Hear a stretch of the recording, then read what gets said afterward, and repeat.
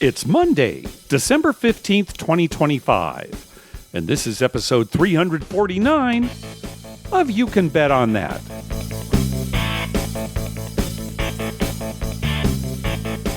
Hi, everybody. Welcome to You Can Bet on That, a podcast for the recreational gambler. I'm Mark Duvall. And I'm Dr. Mike. Dr. Mike, you get home okay? I know when you flew back from Vegas, you were getting in relatively late, and it was super cold in Minnesota, and you had to work the next morning. How did that go? Well, I did it all. I got home okay, and I worked the next morning. I'll tell you, I was not real with it all day. Yeah, I'll bet. I kept yawning all day. The kids were like, "Are you tired?" Yes, I am very tired. But I caught up now, so back to normal. Good. Well, we are back from ZorkFest, so of course that's what we're going to talk about right away. You and I got in on Thursday. I drove, as I usually do. Dr. Mike, you flew in, and I picked you up from the airport. We had planned on staying at Planet Hollywood for the entire stay, Thursday through Monday. But neither one of us could get a room at Planet Hollywood, certainly not comped. And to pay full price, it was like $400, $500. We never did figure out what was going on. Yeah, I don't know what was going on, but they shut us down, Mark. Yeah, Caesars. Well, I had a room at the M Resort as well for that Thursday through Monday. So you stayed with me that first night, just like old times, just like back when we were poor and couldn't afford to get two separate rooms. And yeah, you slept on the cot and I slept on the couch. Cot, right? And then there were no beds in there. No, luckily I had two queen beds, so we were fine. Everything, I think, worked out good. Slept okay. In the old days, there was like 5 of us in the room. And, oh, my God. 2 brave guys would sleep in one bed, and then someone would sleep on a cot. Someone would sleep on the floor. Right. We'd take a mattress off and put it on the floor, and then guys would sleep on the box spring, and good times. Yeah, those were good times. Waking up in the morning with your face like about maybe a quarter inch away from mine. Hi, Mike. Hi. Good morning. When your eyes are closed and you get that feeling that something's not right. Close to me? What? Yeah. What is going on? Hi. You open your eyes. We played a little bit that first night. I definitely like the setup that M Resort has for their craps tables. It's kind of out in the open. It's close to the cashier, the nightmare cashier. Oh, my gosh. I'll tell you what, Mark, though. Those are great where they are. I agree the location. The bathroom is right there. Yeah. Literally across from the table. The casino cage is right there for checking out. And, yeah, it's just a perfect spot for us, for craps players.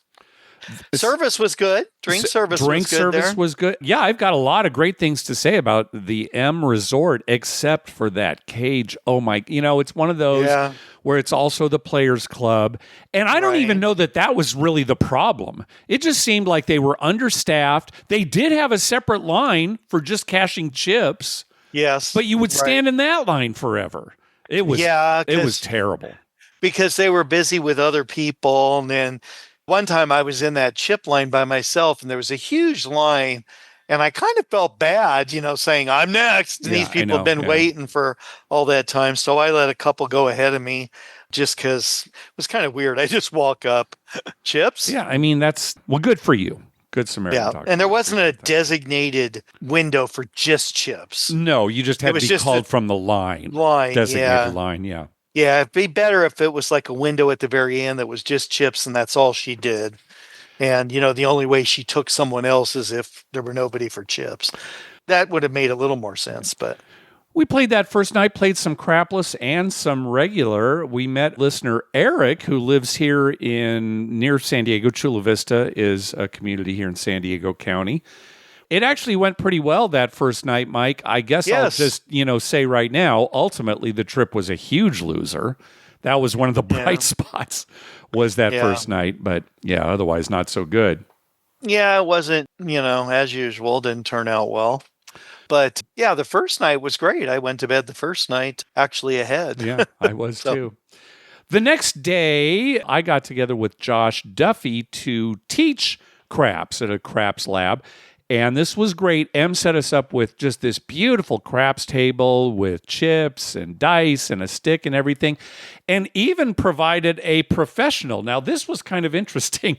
The first session there, this gentleman, James, older gentleman, who obviously had years of experience playing craps, was there to join us to help out. I don't think he had actually been told exactly what he would be doing. But ultimately, what we had him do was just sit and kind of act like the box and correct Josh or me if we made a mistake, or add some more commentary, if he had something to add to sort of help out with the class. But the class went very well. We had a full table that first one. I think people really reacted nicely to it. Just a great setup. And then skipping ahead, we also did another craps lab the following morning at 8:00. Not as many people, but again, we had a helper. His name was Garfield, and he was quite a character. I guess they had interviewed him for some kind of Discovery Channel show, like Cheating in Vegas or something. So he had a bunch of great stories and everything, and yeah, he was chiming in. But it was interesting because neither James nor Garfield really knew I think they thought they were going to be teaching the game. Right. And really, Josh and I taught the game because we were teaching, not just the basics, but the bottom basics. Like, okay, here's how you buy in at a table. You can't hand the dealer money. We started with the very basics. Because, most of these people had never played craps. A lot of them had never played table games before. So a much better setup than last year where we just had a crapless felt just on a folding table. But I think that went out very well. And, I saw a picture of the table. It was a nice table, too. It had lights on and everything. Just the old leftover one they had in the back. It was a nice table. Yeah. And then we had the cocktail reception that night for ZorkFest. Saw a ton of people. I'm going to forget everybody that we saw or met, but off to a great start. And then after that, that's when you and I drove down to Planet Hollywood to actually check into our rooms starting that Friday night. That second day was spent mostly playing at Planet Hollywood, I think, Dr. Mike? Yeah, this sums up the day real nicely, Mark. You and I are on a table playing where it's not going well, and the table next to us was completely full. The guy rolled for like 45 minutes, hit the all, and then they all made a ton of money and cashed out. Yeah, that was it. And we were never on that table. Yeah, and we were never on that table. I will say, to Planet Hollywood's credit, they finally swapped out those TV screens in the craps pit. We have talked so long about how crummy those screens were. They just looked terrible. Yeah. Not just the TVs, but looked like maybe they had split the cable 100 ways, right? And the signal was right. Finally, everything looked great there. So that was great news. Yeah, it's nice to have the nice TVs. Yeah. But playing old episodes of Barnaby Jones was not that great. The night before them, remember they had MLB Network. Oh, that's right. MLB Network. And of course, certainly they're not showing any current games. They were showing like best playoff games in history or, Yeah, it was some weird stuff or all the screens. In the screen, they could have just had ESPN on, right? But no, all the screens were MLB. I mean, we've got hockey going on. We've got NBA basketball. We got college basketball, men's and women's. There's so much sports to show. And we're watching MLB, which don't get me wrong. I love MLB. Yeah, during the Major League Baseball season. During the season is when I watch it. That's funny, too. And I think I posted, too, at one point, The Connors was on the TV show. The Connors was up on one of the Connors, screens, too. Right. Didn't even have closed captioning on, so you couldn't tell what the dialogue was. Yeah. Oh, it's funny how I don't know, Mark. I mean, you promised when you retired you'd be taking care of that, but I know, but how many casinos can I work at? That's true. You are stretched pretty thin. Not going chronologically here necessarily, but that first night, there was a Crap Vegas Patreon crap session. And we filled up the table, and this was so unusual. Everybody had great rolls. I mean, just from the get-go, everybody made a point. It seems like whenever we get together for these group meetups, especially at ZorkFest, and playing craps, it just goes terribly. It actually went very well. It was slow to the point where all of us kind of agreed, I thought I made more money than I did. We all won, but it was so slow that it's like, okay, not quite as much. But it's kind of nice when everybody cashed out a winner. I mean, that's amazing. That session was really good. Something funny that came up. So everybody's having a great roll. The dice is getting around to Josh Duffy, who's at the other side of the table. And everyone on our side, we agreed, okay, when the dice get to Josh, let's all bet the don't. Right? And said, okay, we'll do that. So finally the dice got to Josh. We didn't say anything to him. We just put all our money on the don't. And luckily, without us saying anything, he saw us and got kind of a chuckle out of it.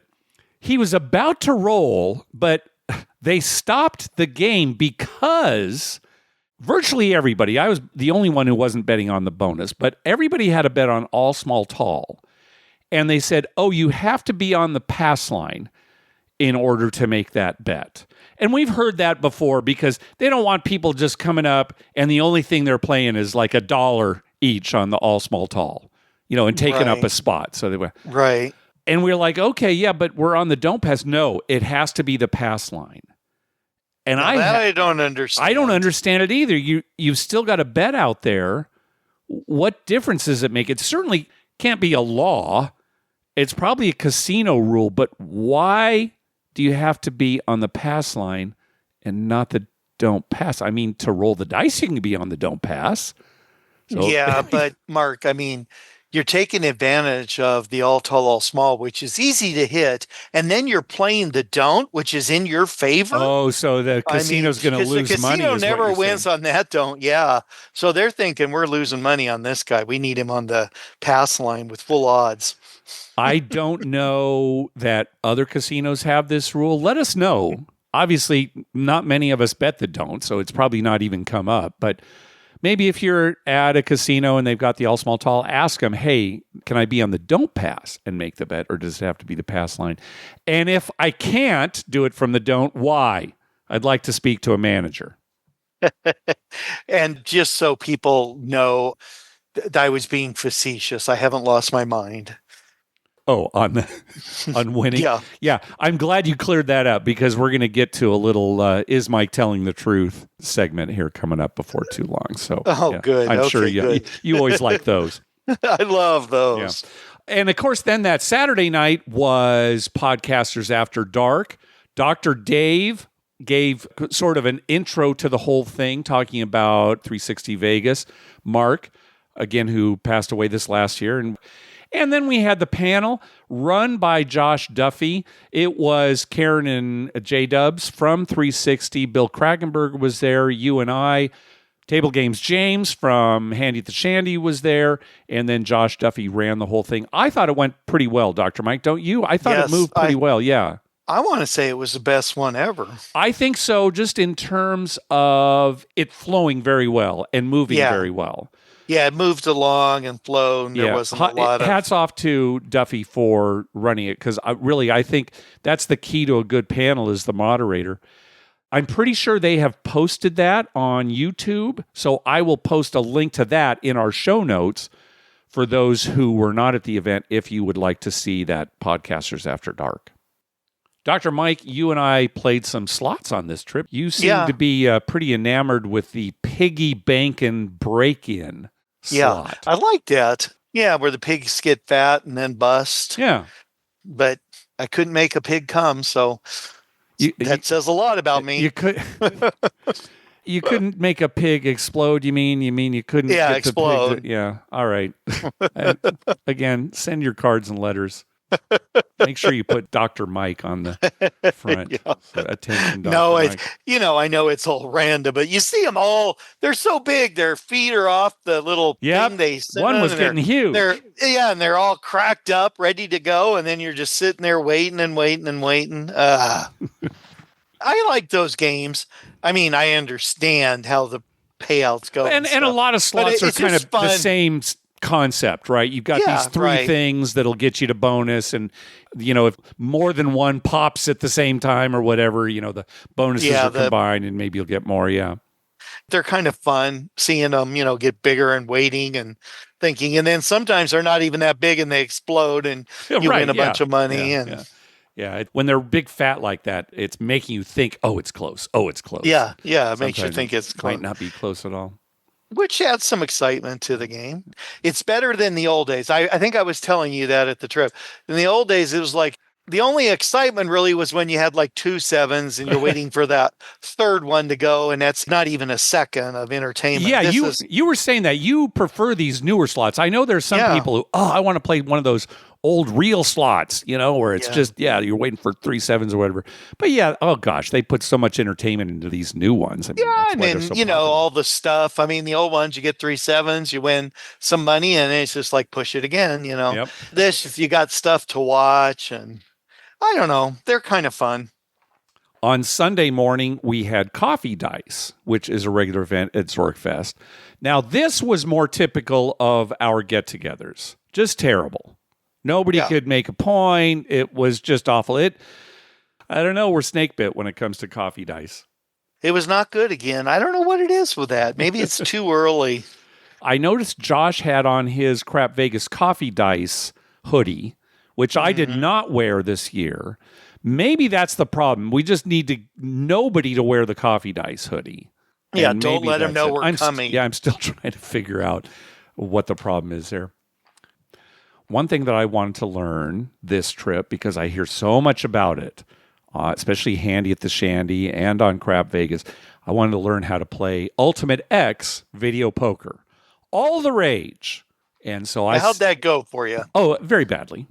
Now, I realize that it's a much higher variance than just regular video poker, and I appreciate the concept. The concept was fun, but the variance, the volatility, I really didn't care for. Again, love the concept. I'm pretty boring when it comes to video poker. Later in the trip, I sat down with the group, just single line quarter video poker, and I really enjoyed myself. So I guess I don't need the excitement of something like Ultimate X. And I know that sort of flies in the face of me playing craps. I don't know. I certainly didn't hit anything big in Ultimate X. And I was watching Duffy next to me. I was watching his bankroll just fluctuate like crazy. And saying, okay, I kind of get a sense of what kind of bankroll you need if you're going to sit down at one of these machines. And, you need a sizable bankroll. So, yeah. You're not the action guy, though. I'm the one that needs more excitement and action. Yeah. You're more in the minutiae of the game. That's true. Craps, I'm kind of like Boring Jack, just 3-point Molly. I will sit and play poker probably for longer than you do. Yeah. Okay. Yeah, you're not a thrill junkie. You're more of the professor at the table. Okay. And I'm more the Gilligan. That's perfect. I'll take that. Yeah, I think that's correct. I think the ladies really love the professor on the old show. I think he was the heartthrob on that show. Although he got nowhere with Marianne or Ginger. There weren't as many shenanigans going on as that show as you'd think there would be, on a deserted island like that. What else? Oh, we did meet some listeners. It's always kind of fun when listeners kind of stumble upon us. Brent and Dennis at Planet Hollywood. Remember, it's like, oh, are you Mark and Dr. Mike? I mean, they didn't even know we were in town. First, Brent came up, right? And he just was going to play. And then he kind of heard your voice and he said, hey, are you? Yeah. And we're like, yeah. And it was just happenstance for him. He said, I didn't even know you guys were here, you know? Yeah. Obviously, he doesn't listen that much. Yeah, really, because we know. Oh, you guys didn't say you were going to be here. Yeah, we did for the last few episodes.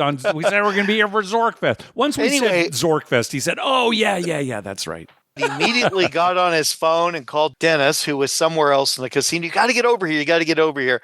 Didn't tell him why. Just told him, come on over. So when he got over there, he introduced it. And we played for them for a while. I guess they were there with their mom and dad and family.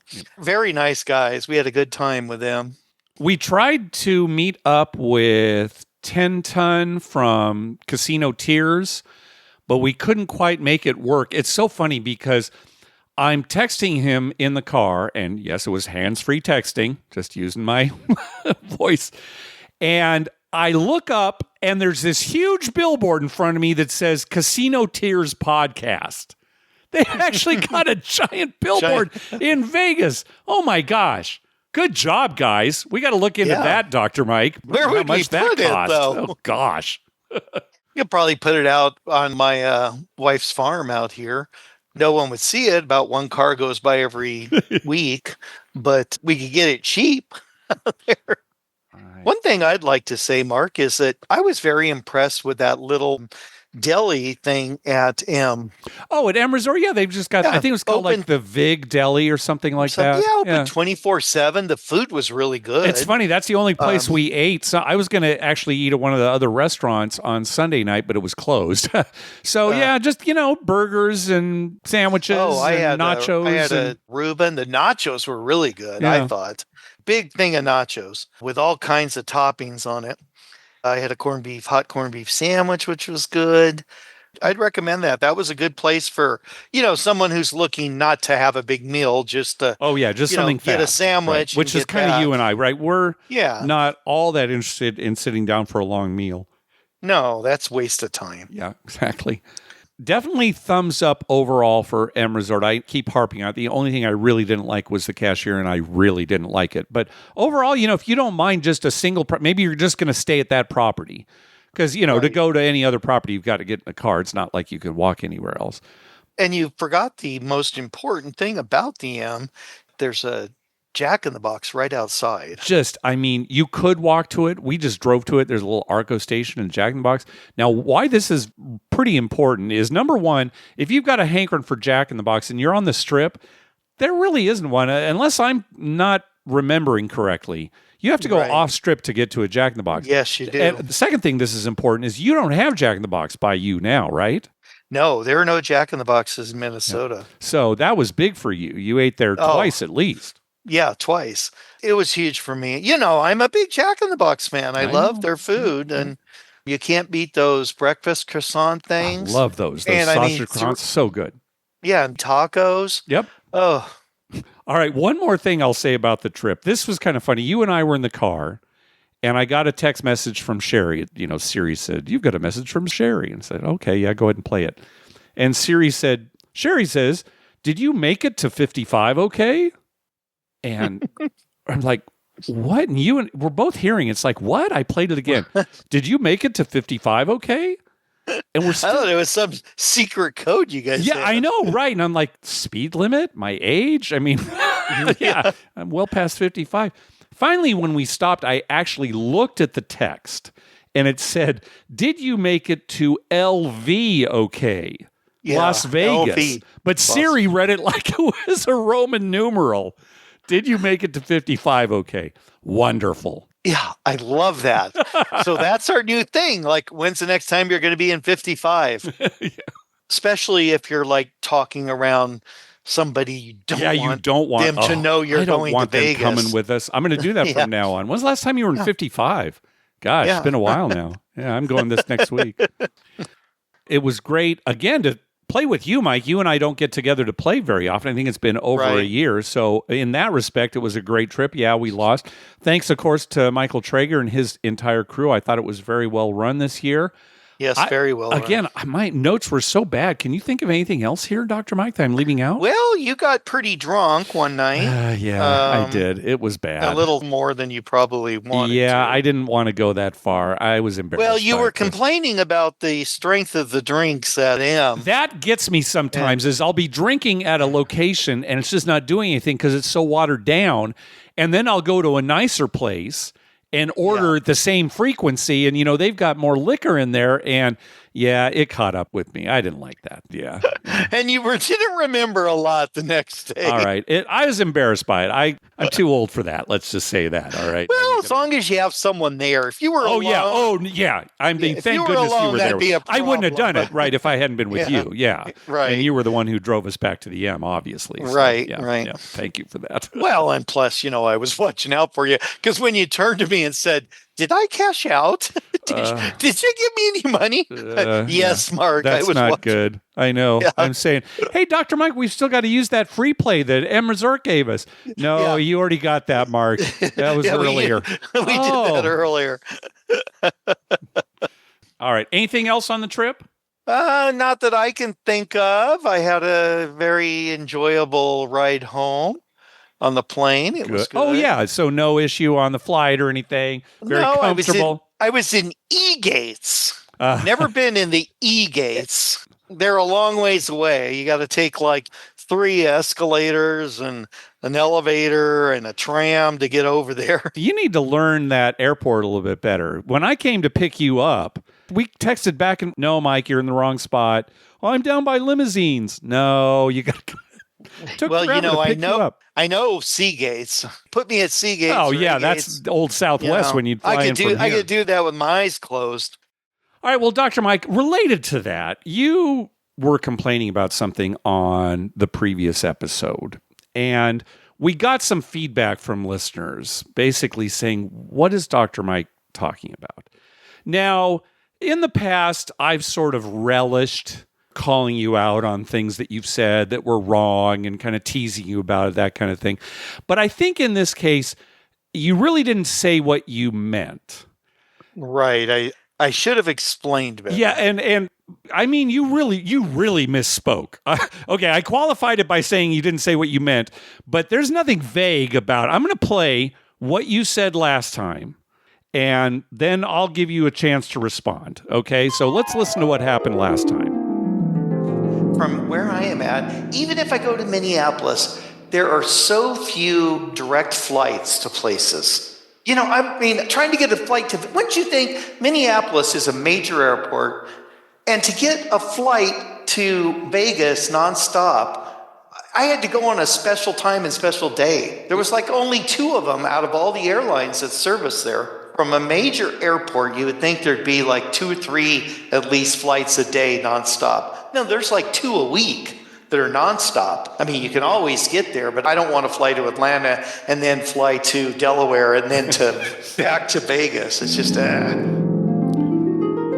right, so it's pretty clear what you said there. I know Zach responded to you. He said, hey, if Dr. Mike needs help making plane reservations, let me know. And Boring Jack wrote an email basically saying, what the heck is Dr. Mike talking about? Now, when you were saying this to me on the last episode, I didn't know, so I'm just going along, yeah, that's terrible. I actually did a little research here before the episode today.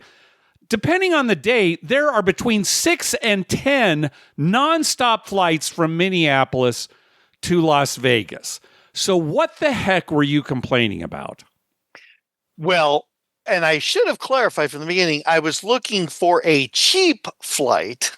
Yeah. As opposed to paying $1,000 to fly. And a lot of the ones I looked at, like Delta and other airlines, were pushing $1,000. Yeah. I wanted something more around 400 or something, you know. Right. Now, I don't know about the specific days you were looking at. Again, when I was doing research this morning, there were plenty of days where Delta was the cheapest option. Oh, really? Now, I don't know about time of day or what, but yeah, it wasn't when I looked, and I'm kind of limiting myself to time of day. Okay, sure. I wanted to get there about when you did. Right. So I was looking for something around that, which get me close. And I was looking, for a Thursday. And originally I was going to come back on Monday, but then I had to change it to Sunday because I didn't get that Monday off work. And that was a little harder. Monday would have been a lot easier to find a cheaper flight.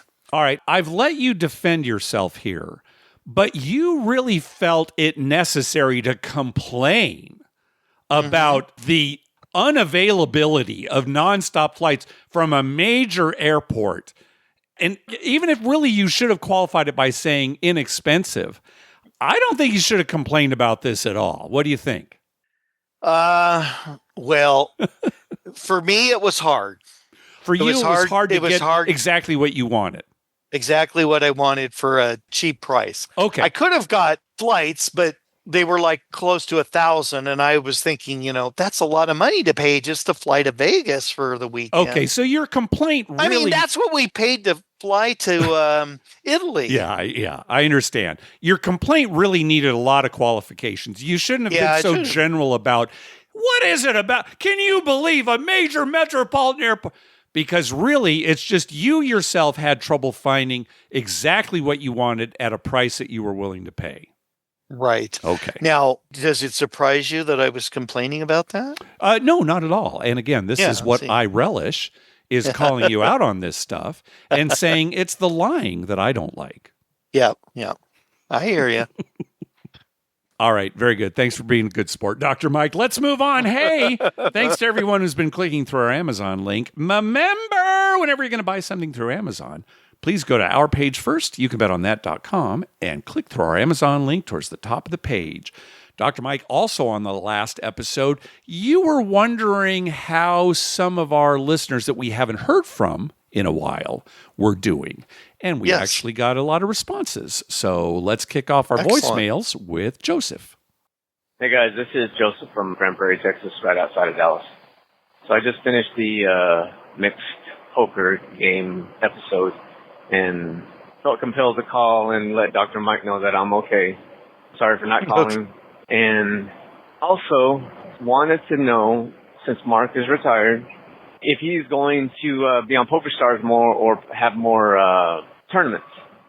Anyway, thank you for the podcast, and I hope you guys have a good holiday season, and you guys have a good one. Bye. Thank you, Joseph, for checking in. Yeah. No additional tournaments on PokerStars. We still have 2 a year. I think that's a pretty good cadence for me and the work that I put into it. I won't be on PokerStars any more than I am, which isn't that much anyway, because we don't have real money PokerStars here in California. So, it'd only be play money. I am playing poker a lot more. I talked about that mixed game that I've been going to and I'm continuing to go to and still love it, but not so much online. Yeah, that makes sense, especially in California.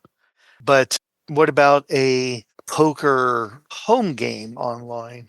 Like Michael James used to have, where like during the pandemic, and even Adam Bauer had that a couple of times during the pandemic. Right. Well, if we're doing that for real money, I don't think so, because that becomes a whole other thing. I'm real happy with just the play money that we do, and we give away prizes. Yeah. Yeah, and it's kind of a hassle to get money from people for... No, I don't want to go down that road. Okay. Yeah. But thank you, Dr. Mike. That's fair enough. All right, and next up is Tara. Hey, Mark and Dr. Mike. It's Tara from New Mexico. Just listening to the recent podcast where you're saying there are some people you don't hear from as often anymore. Not sure if you were thinking of us, but I will say, we used to call in all the time and report whenever we would hit a royal. And then we had a year a few years ago where we hit so many royals that we had to stop calling in and telling you guys about it because it was too much. It was ridiculous. We were just, however many you think I'm saying, it was more than that. So we stopped telling people how many royals we hit. But I will report, since then, we have not been hitting any royals. So it does balance out in the end. But that was why we had quit calling in for a little while. I'll also say that your schedule for putting out episodes every 2 weeks is very important to Taylor and I, so that we can get our laundry put away. Because when we have a good podcast to listen to, we put all the clothes out that have been clean in laundry baskets sitting around, and we fold and hang and put everything away, and our closet's very organized. So we really need you guys to stick to the every 2 week episode, or our laundry gets backed up. Or we end up having to listen to Adam the Fraud talk about how he's not getting a handy at the shandy. And that's just not as enjoyable to do laundry to. No. So keep up the schedule. Really love hearing from you guys. And hopefully we'll have another over-roiled year here soon. Thanks. Happy holidays. All right. Thanks, Tara. Good to hear from you. Yes. Yeah, Tara, as far as we're late with this episode, like we said we were going to be, because of ZorkFest. Also, with the holidays coming up, not only do we get fewer downloads during that time, but we get fewer voicemail calls during that time. So we're going to wait another 3 weeks till our next episode. Our next episode then will be on January 5th, but then we'll get back into that every 2 weeks. So, yeah. Then just so Tara knows, when we don't do 2 weeks, it affects my laundry here as well. Oh, God. So I hear her pain. Yeah. I don't need any additional details on that, Dr. Mike. No, none given. All right. Next up is Bert. Mark, Dr. Mike, it's Bert from Virginia. How you guys been doing? It's been a while since I've called in. I heard Dr. Mike reference some of the people who used to call, and I, with pride, put myself in that group. Still out here, still gambling. We have still the Danville, Virginia. Caesars is my closest property. Been going down a couple of times. Been to AC. Just got back from a trip to Biloxi a few weeks ago. Headed up to AC at the end of the year. Just want to give you guys a little bit of insight. I've been a fan of your show for a long time, as you know. The shift from you guys sort of going to the casino every week to being more discussions around the callers took me a little while to get used to, but I've still been listening, and I think you guys have hit a stride now, so I'm very happy for that. The shift from, weekly gambler to sometimes gambler can be challenging. I know I'm struggling with that myself. Used to go every month somewhere. Now I'm probably going, every couple of months to try to get that fix. But I still love the show. I'm glad you guys are doing well. And it's great to hear you guys online, just enjoying each other's camaraderie from afar. Thanks for the show, and I hope you guys have a great new year. All right, you too. Oh, Thank same you, Bert. to you, Bert. Yeah, happy holidays. Yeah, I missed Bert a lot because I like hearing from him. So I'm glad he's doing well. And things did change because we used to go every week, if not twice a week. Yeah. And now it's a little rarer. I miss that a lot. I'm sure you do too. I mean, there's nothing we can do about it living this far away, but that became such a routine for us. And it affected the show. Well, pretty much every episode we'd have something to say about it, and laughing something and would everything. happen. Yeah. And as bad as it's been for me the last year, gambling wise. Yeah. I probably am better off that I'm not going a lot, I guess. That's true. It has probably saved both of us money. As far as the show goes, we definitely depend on listeners for our discussions. I think, again, Adam Bauer has pointed that out many times, that, we can't come up with anything original on our own. I have no problem with that. Our listeners are great, and they provide tons of topics. Yeah, what's the problem with that? We have great stories from people, which other people wouldn't hear if it wasn't for us. Adam. Yeah. God, Adam. All right, let's keep this going. Here's our buddy Marty. Mark and Dr. Mike, how you guys doing? It's Marty from Reno. Been a long time. Hey, Mike, I heard your shout-out last week. Figured I'd give you guys a call. So I'm still up here in Reno. Mark, congratulations on the retirement. I retired this year also, and I'm thoroughly enjoying it. Just a couple things on your comments from last week. Your comments on Tahoe, I think your ratings are right on. Beautiful place. The casinos up there are all very professionally run. 3 of the 4, Bally's, Golden Nugget, and Harvey's, which is now Caesars Republic, all did major upgrades over the last couple of years, and they all have craft stables. In fact, I could say that Caesars Republic is almost too nice for a Caesars property. It's really gorgeous. Wow. Their high-limit card room is great, and what they've done with their restaurants and the casino itself are just first class all the way. So cheers for that. On the other side is Reno, and again, it's kind of sad what's going on in Reno. The resorts are investing millions in upgrades in downtown Reno, but it's still very sad because the old Harris property, which was kind of the anchor property right in the middle of downtown, is still boarded up. They're on their second new owner since Harris shut them down, and still nothing yet on when they're going to reopen, and it's not going to be a casino anyway. It's going to be bars, restaurants, and office space, so that's kind of too bad. Live traditional craps in Reno are just continuing to disappear and being replaced by electronic craps. There's still a few places where you can get a good game in. Probably the best game in town is at the GSR, which is the Grand Sierra up by the airport. They've got 2 live tables that are always busy, straight 5 times odds, and you pay the juice on the back end on the 4 and 10. Peppermill also has 3 tables, which are live and lively on Friday and Saturday nights especially. Again, 3, 4, 5 times odds, pretty standard, but you do pay the juice up front on 4 and 10. So kind of too bad, but it's very sad kind of what's happened here in the last 10 years since we've been here. About a 50% decline in live craft tables. Some casinos have pulled them out altogether. Others are kind of replacing 1 or 2 of their tables with the live roll-to-win craft. So anyway, really appreciate you guys. I'm still listening every week. I haven't had a chance. I've been too busy with my retirement. So have a good one, guys. Too. Love you guys. All right. Thanks, Marty. Hey, congratulations, Marty. I was glad to hear from him, too, because we haven't seen him in a while. Yeah, I think the last time we did see him was in Tahoe. Yeah, when we were there for that. Gosh, and that's yeah, Tahoe's a beautiful place. Yeah, love Tahoe. I would really like to go there more if I could. Yeah. It's a little far now, but when we were in San Diego, it wasn't that bad. You could even drive there. Yeah, I'll never drive there again, though. That's a long drive. It is a long for drive. a single day. That's too much even for me. From now on, I'll just fly into Reno. And it's only about an hour drive from Reno. Speaking of Reno, though, again, sad to hear from somebody who's right there that Reno's not what it used to be. Not that it was this, mecca or anything, but that's sad. Well, it kind of had that rep as like a little Vegas. Yeah, right? little Vegas, The biggest little town in whatever. Yeah. All right. Next up is Wendell. Hey, guys. It's Wendell from Denton, Texas. I haven't called in a while. Was friends with Denton, Dallas, and beyond. I haven't been to Vegas since COVID. It had been since 2018, March. And I actually went this year. I went in October. It was fun. I had a suite at the Golden Gate. A few different friends came. Some stayed at the Gold Nugget. Some stayed at Fremont. So we were basically on Fremont Street. So it was a good time. It had changed because it's been, like I said, 7.5 years. I think the vibe of certain places went down, vibe of other places went up. It was good. I had a good time. I'm going back again for Super Bowl. Other than that, I'm still listening to the podcast. Thanks for all you do. You know, being so close to Oklahoma, a lot of times we go up to like Windstar, stuff like that. And we've actually gone to Cripple Creek, Colorado a few times in the last few years. And that's a really fun old mining casino town that's not too far away from that Blackhawk, Colorado that you went to. So anyway, I will continue to listen, and I'll try to remember to call in on my next Vegas trip, which will be again for Super Bowl. All right, thanks, guys. Bye. All right, thanks, Wendell. Yeah.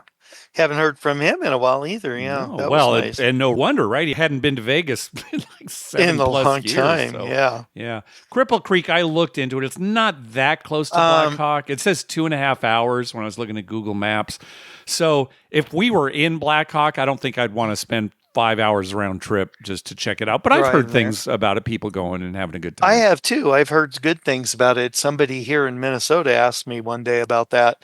Was Blackhawk close to there? They had been there. Yeah. But another place we might have to visit sometime. Yeah, we'd have to make a special trip. I'd say that's unlikely, though. I mean, I know that you're suggesting it, but we've got to get to Harris Cherokee. We've got to get to Harris Cherokee. That's the big one, Yeah. Maybe we should do that this summer. It's all you, Dr. Mike. It's all you. Yeah. We may be going to New Orleans over the summer, though. We'll talk about that on a future episode. Yeah, we could probably drive from New Orleans up there.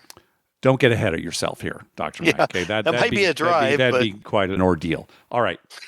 Let's keep moving along with these people we haven't heard from for a while. Next up is Dylan. All right.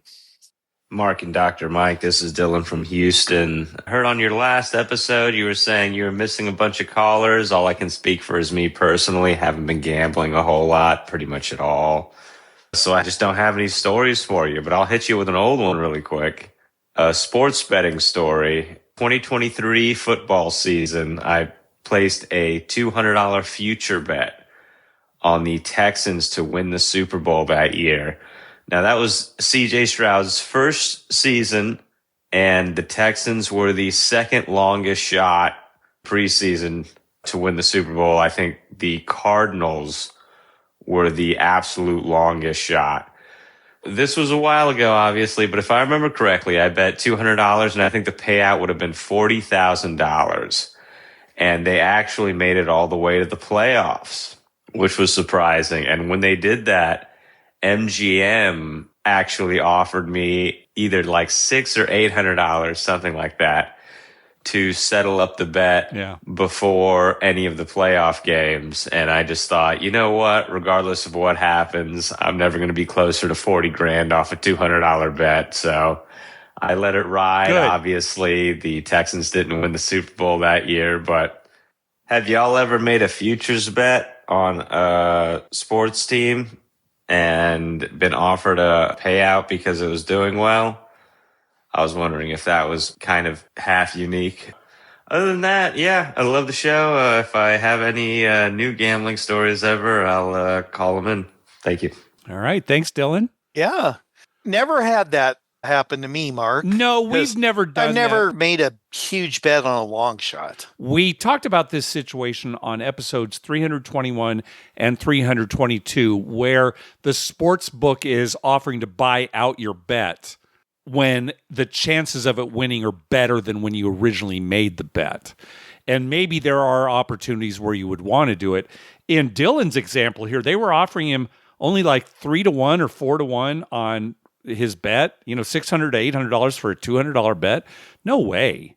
No way. Stick it out and, see if you can go all the way. Now, if they had made the Super Bowl and then maybe MGM made them some additional offer. Right. It depends on what the offer is. But we talked about it on those episodes that it never makes sense mathematically. But if the values get high enough and they could really affect your life in some way, then maybe you go against the math. Well, for me, Mark, if you're a true fan of that team that you're, he's betting on that team because it's his team. Yeah. Right? You got to stick with it. Yeah. You would hate yourself if they did happen to win. And even if they don't make it, you still have a great story. Yeah, right. Your story is only good if you stuck with it. Right. Either way. Otherwise, no matter what. It's like, so what? You have no faith in your team. That being said, I'm never going to make a wild bet like that on the Los Angeles Chargers. No, I wouldn't either. They're in a different city from where I live. So I'm not really interested in what they do as far as their playing and winning, and et cetera. You're really down on them. A lot of people in San Diego are. Oh, yeah. I'm not alone here. And No, I don't. Like I said, when they first left, I kind of wanted them to lose. Yeah, I kind of hated them a little. I'm really indifferent to them now. Sometimes when I'm watching a game and it's the Chargers playing, sometimes I'll be rooting for them. I'm just indifferent. I really don't care. Right. Yeah. Well, I'm still a big fan. Okay, fine. Even though I think there's one episode in our podcast where you said that they're dead to you or something to that effect. I'm sure Jim from New York could probably tell me exactly what episode it is where you said, nope, I'm done. And then you just come back again. I can't leave them. You've seen my wall of Charger memorabilia and stuff in my house. So, I still root for. I'd love for them to win, just because you got to root for somebody. And I'm certainly not rooting for Minnesota Vikings. They're terrible. But you live there. I do root for them, and I'm a little embarrassed to say that now. But all right, let's hear from our buddy Robin. Well, hello, Mark and Dr. Mike. I just had quite a few little things that I needed to ask or cover, so here goes. I wish I could have made it out to Las Vegas to be a part of the celebration of life for Mark W. He was a very special person and extremely knowledgeable. Everything he brought to so many of us with his love of Vegas and historical background, he will be sorely missed. Now, you guys were blind ranking last week. You came up with Lake Tahoe, Biloxi, Connecticut, AC, and San Diego. I thought that was a pretty good ranking. I thought maybe Black Hawk should have been included instead of San Diego, but, the randomizer spits something out, and you got to work with that. So, nice job with that, though. I would agree with almost everything you said. I know this is past Thanksgiving. I hope you guys had a great Thanksgiving. I was just wondering, the casinos in New England on Thanksgiving usually have less players. I mean, it's almost dead. And it's a great day to spend Thanksgiving. So I hear, anyways. Is it the same in Vegas on the Strip? Are there less players, less people? I'm just wondering. And finally, Mark, I have something for you. There are a lot of VP games in the past decade that are using like a paying hand to get the bonus. The pay tables are usually decreased, and then you actually need a paying hand, like a pair of jacks or better, to get the bonus. So I was wondering two things there, Mr. Mathematics. First of all, does the limit on getting to the bonus increase the house edge?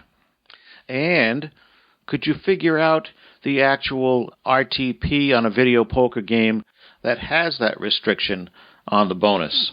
I might add that this is usually on multi-hand games, the 3 times, 5 times, and 10 times. So, for example, could you figure out the RTP percentage on, let's say, double-double bonus that's at 8-5? What would be the chances of you getting a chance to play the bonus with those restrictions? Well, it's time to go, and I love everything that you guys do. I hope I get to see you soon, and enjoy ZorkFest. Say hello to Mr. Traeger for me. I'm out. All right. Thank you very much, Robin, for the call. Yep, Robin. Even though I love math, I'm not a mathematician. I'm pretty good at math, but I've never taken the time to do the math on video poker. I've always relied on programs where you can just type in all the information and it just spits something out. If you want information like that for your question, you need to check with someone like Bob Dancer or Boring Jack, who's very good at that kind of thing, to come up with the answers for RTP. RTP stands for return to player, and that's usually what you hear when people talk about video poker. Oh, it's got a 98% RTP, it's got a 99% RTP. So I will step back and say maybe somebody else can answer that question. You'll acquiesce to them, or Yes. maybe a math teacher. Yeah. I don't know any math teachers, Dr. Mike, so I'll just leave it at that. Now, Thanksgiving in Vegas, you've never been actually on the day of Thanksgiving in Las Never Vegas. on the day. Right. But, Now, but I haven't on either. the weekend. Yeah, so that's the thing. We have heard that on Thanksgiving Day, you can get some pretty good meals. A lot of the hotel casinos have these great either buffets or turkey dinners or everything, but that you might have to wait in line. Our friend Gary went every year on Thanksgiving a while back when his kids were younger and still at home and stuff. They'd all go to Vegas and stay in a nice hotel somewhere, and have a big feast at one of the casinos. Yeah. And he loved that because he said it wasn't crowded. It was a good time to take the kids. Right. They would leave like on Wednesday and come back Friday. Yeah. So again, we're getting this secondhand. Now, like Mike said, we have been there on Thanksgiving weekend, and that is extremely busy. Yeah. Right. It's like after Thanksgiving that Friday. Right. Everybody drives to Vegas on Black Friday, right? And then it's super crowded. We made the mistake of driving home from Las Vegas on that Sunday, Thanksgiving Sunday. That was the longest trip back we ever had. And that was a long trip. We're laughing about it now, Dr. Mike, but you got food poisoning from the Carl's Jr. in Barstow. Somehow Paul and I did not. We were fine. They were fine because your burgers were probably cooked before the guy scratched his behind and then put my burger on. Well, I was in the back seat, doubled over. You guys were giving me a hard time because I had lost. You're just upset you lost. Yeah, we just thought you were moping. I'm like, no, I really don't feel good. Thank goodness I made it back before got to your house, and then you ran straight to the bathroom and I ran to the bathroom and I was there for the whole next day. Missed work on Monday. I mean, I did not leave the bathroom. It was just coming out of everywhere.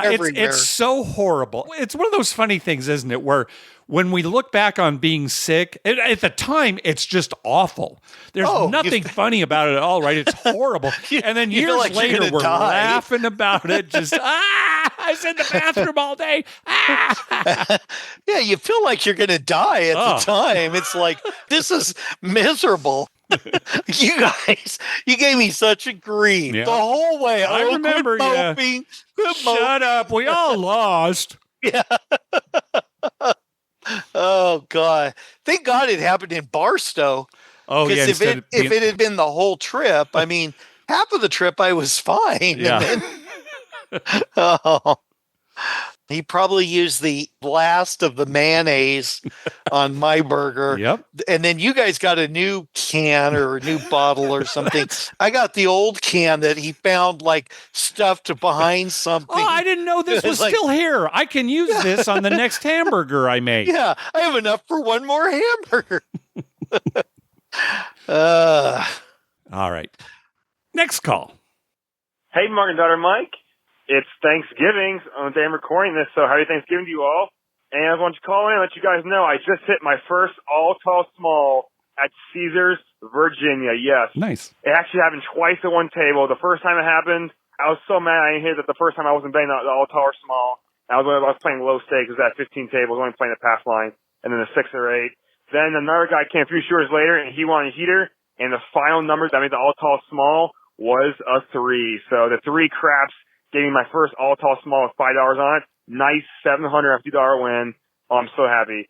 Caesars, Virginia. It's going great, guys, and love you guys' show. Excited to see what else you guys do it, and hope you guys have a great holiday season. But see Virginia, I'm so excited. My first ever all tall small. All right, have a great day, guys.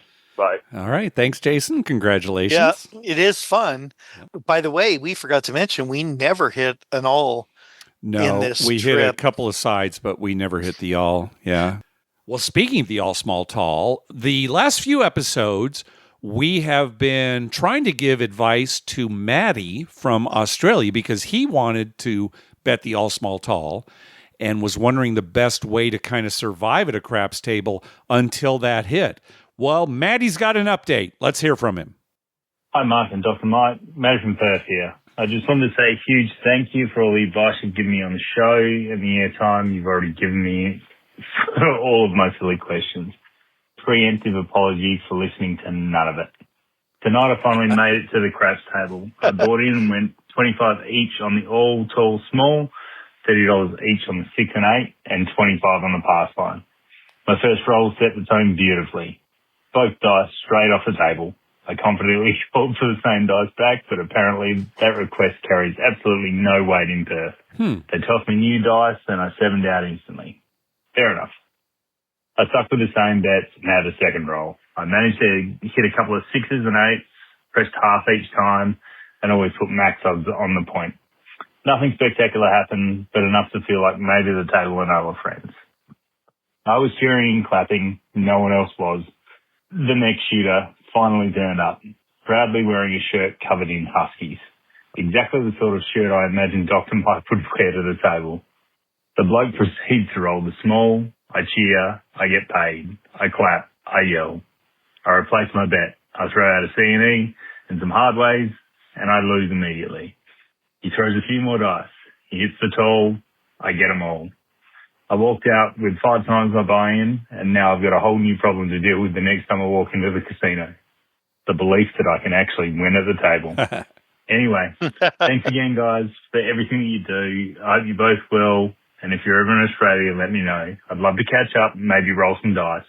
Thanks, guys, and just to lean into the Aussie stereotype, g'day, mate. Thank you. Bye. All right. Thanks, Maddie. Good day. Good day, mate. Wow. Great luck. You know, it's a story that's kind of been building these last few episodes, right? How's Maddie going to do it? It's so fantastic you actually hit it early on in your craps adventure. Yeah. We've got several more voicemails. Let's just do one more and then we'll save the rest for next time. Let's hear from Frank. Hello, Mark and Dr. Mike. This is Frank from St. Louis. Wanted to give you an update on an upcoming Las Vegas trip. We started in 2019 for our 60th birthdays. So let's do it again for our 65th birthday. Walked the strip, made one bet at each casino. We pool our money and each person gets to take a turn playing whatever game they want. One roll of craps, one hand of blackjack, one hand of pie gow, casino war, whatever floats their boat. Instead of doing a milestone every 5 year, we thought, we're not getting any younger, so we're going to go back out there again on December 15th. I'll give you an update on how it goes. Takes about 12 or 13 hours to walk the entire strip, but well worth it. Weather's nice, much less crowded that time of the year, the week before Christmas. If anybody wants to join us, we'll be meeting up at the Aztec Inn Casino for their $5 or $6 breakfast. Well worth it. And hopefully we can keep our costs down. It's always a challenge out there. So love the podcast. Hope you guys have a great Christmas and New Year season, and I'll give you a report on how things go. Have a great day. All right. Excellent. Well, good luck, Frank. That's actually going to be the day this episode drops. They're doing it December 15th. Nice. So good luck. Yeah, let us know how that goes. Well, that is going to do it for this episode. Again, our next episode will be in 3 weeks on January 5th. And I guess you got a kind of a longer episode here, so hopefully that'll keep you entertained. I mean, if we until the did new 2 year. weeks, it'd be Christmas, right? Well, it's not just that. It's that I want to get back on that saying, you know, if we do January 5th, that would have been when the episode dropped if we had continued every 2 weeks. So we're going to be back on the same two. You know what I'm saying? You're riding the ship. Yeah. But of course, we want to thank some people for some recurring donations first. From Brian Dancer, from James, from Jeremy at the Color Up YouTube channel, from Kurt, from Nathan, and from the National Association of Casino Party Operators. We also got a donation from our friend Robin that we heard from earlier. Also a donation from Jason that we heard from earlier, who hit the all small tall. He said, karma donation for rolling a 3 to hit my first all tall and small at Caesars, Virginia this past Thanksgiving. So again, congratulations, Jason. Also a donation from Maddie that we heard from earlier. He sent us $75 and he said $25 each on the all tall small for you guys to share the next time you're on the tables together. Thanks for all you do, Maddie from Australia. And when we were in Vegas, during Coffee Dice, when the dice got to Trey, I think Trey was about to roll, if I recall. Yes. And I'm thinking, I'm going to bet on it Trey, was. right? He got the dice, and I never make the all small tall bet, you know. And so here I throw out $75. All right, here's for the bonus. And everybody's, oh, wow, oh, ah. And I explained that, you know, it was from Maddie, and he asked us to do it. The very next roll, 7, and that was it. Yes. But thank you, Maddie. We appreciate it. It provided entertainment for everybody at the table because as soon as the 7 came up, I said, well, that was fun. Yeah. Mark just, well, that was fun. And they kind of turned around and walked away. Oh. Also a donation from podcast favorite John B. Headed back to Vegas this week for ZorkFest, although I'm late with the karma donation and you won't read it until after we actually see each other. Anyway, here's to good fortune and a good time. See you next weekend. Thank you, John B. It was great to see you as always. And finally, a donation from Pat G. Karma donation for upcoming Aruba gaming. Half for Dr. Mike's school fund. Great meeting you in Blackhawk, Mark. Pat G. from Jersey, and I sent half of that money to you, Dr. Mike, so thank you very much, Pat. Thank you, and I've got something to say about these donations here, which I'll get to at the end. All right, sounds good.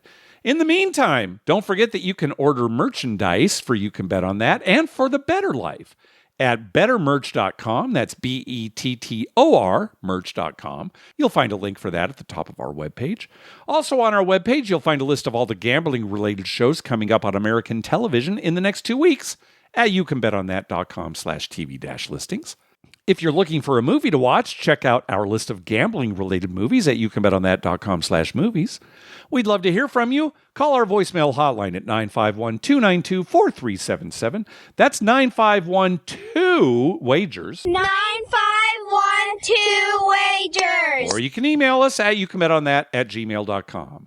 We're also on Twitter at YouCanBetOnThat and on Facebook at facebook.com/YouCanBetOnThat. All right, you got it, Dr. Mike. Well, first off, thank you to all the people who called, who we haven't heard from in a while, because that makes me feel good. I sometimes sit there and think, oh, I wonder what happened to, so-and-so. Yeah. So that's great. I love that. Second of all, I wanted to mention that the money that people send to the school fund is greatly, greatly appreciated. We just gave 2 children Christmas gifts. We paid for their Christmas gifts because their parents can't particularly afford anything. Oh, that's great. One girl got a coat and a couple of dresses, a pair of pants, things like that. Yeah. And then also one family just asked for food. Wow. So we set them up with a ham and, all the whole deal. So that all came out of that money. And I want to tell you that the school counselor, the school psychologist, the principal, so many people come up and say, oh my God, this is so great. This is so great. We really, appreciate that. So very, very thankful to all you people. Yeah, that's great. Especially this time of year, it's kind of a cliche expression, but that is really great news. the school finds out about because, we see somebody coming to school when it's, -2 and they're wearing a sweater. Yeah. And we're like, oh my gosh, well, do you have a jacket? No, I don't have one. That kind of thing. So it really, really does help. And the weather too, Mark. Oh my God. Yeah. I get up, it's -3 with the wind chill making it -15. Uh-huh. I was like, oh God, I had to go to a basketball game, and just getting out of the car to run inside the gym. Gosh, I can't imagine. Yeah. I've never been in temperatures that cold. Yeah, the teens, it's I cold. think, is as bad as it's gotten for me. Yeah. Oh, okay. Yeah, it's cold. And, when the wind's blowing like that, you can get frostbite pretty quick. Yeah, So yeah. Lynn makes sure she bundles me up. Yeah, it's going to be a cold winter for a lot of people. I mean, even I think I saw San Diego is going to be a little colder than normal. I guess it was 85 2 days ago. So you tell me. Yeah, so it is colder. It might even get to like 68 at some point. Maybe I might have to put on a coat. Yeah. A coat.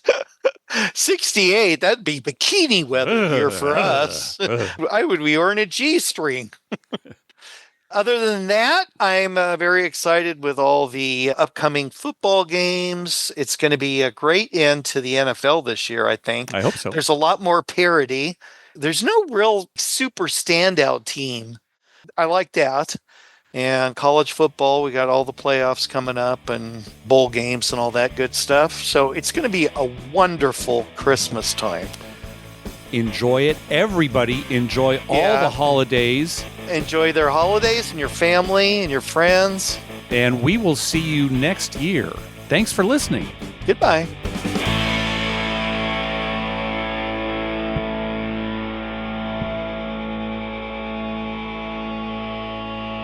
You made a bet with a student for money? Yeah, dude, that's how bets work. What do you think we bet? Crab cake? I know how bets work, man. Who cares? I made a little bet. I love gambling.